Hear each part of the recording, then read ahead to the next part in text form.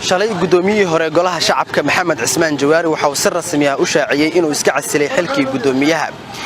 dadka ku dhaqan magaalada Muqdisho ayaan weydiinay aragtidooda ku aadan iscasilaada gudoomiyaha baarlamaanka waa kuwan qaar kamid dadkaas oo aragtidooda ka dhibanaya iscasilaada gudoomiyaha waxaan aad iyo aad u soo dhaweynaynaa iscasilaada gudoomiyaha Jawaari oo iscasilay Maxamed Cismaan Jawaari iscasilaadiisa aad u soo dhaweynaynaa waa nin aad aqoon-yahan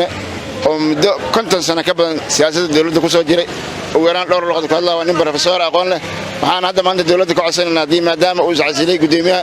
in meel xanaaneyna oo meel dago wanaag amaankiisa wixiisa lagu sugayo in la dejiyo haddii la ku reeyin kala aqoon leh dhalinyaro in Ilaahay noogu bedelo insha Allah ilaahiisa arinka Jawaari oo iscasilay waxa waaye tanaasul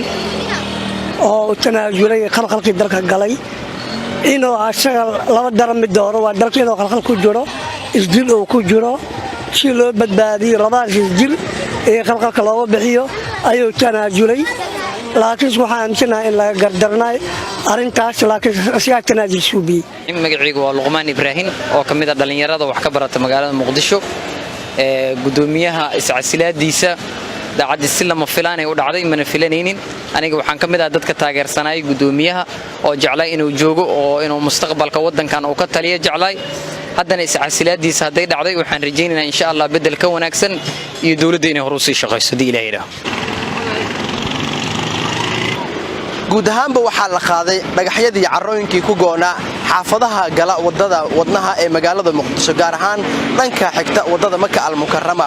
dadka ku dhaqan xaafadahaasi iyo wadayaasha gaadiidka ayaa siyaabooyin kala duwan uga hadlay muhiimadda ay leedahay in dib loo furo wadooyinkaasi waa kuwan qaar kamid ah dadkaasi oo la hadlay telefishinka Universal Bismillahirrahmanirrahim waa dhagaxyada laga qaado horta faa'iido weyn macnaha aniga ra'yigayga 100% inuu waxaan kamid ah baawureyda marka jidadku ugu xirmaan saxamada baatan waa meelihii aan ka soo wareegsan jirnay marka sidaas aad 100% anaga waxay noo tahay fursad waxaan leenahay magaalada waa u mahad celinaynaa macnaha in maamulka gobolka Banaadir iyo laamaha amniga inta dhimanna waxaan rajaynaynaa in nagala wada qaado insha Allah socodka magaalada waa fududaatay waxyaalo badan ayaa isbedelay marka waxa waaye waa horumar la gaaray kamid tahay insha Allah khayr aan rajaynaa insha Allah salaamu calaykum waxaan ku fadhaxsanahay wadooyinka la furay aad iyo aad ugu maxamaleeyna maadaama dib aan ku qabnay hadii xataa meedna qabsado hadii wax qof naga jirto meel aan soo marsana weysnin hadda maadaama la furo kuma ku ambaleeyna dawlad sharafta leh saayida dib noogu hees waxay dib noogu hees hadii xaafadda meed ka dhac meel aan soo marsana ma haysan maantana waa kana alxamdulillah jidadku waa furiin nabadda xataa qayb ay ka qaadanaysaa arintaas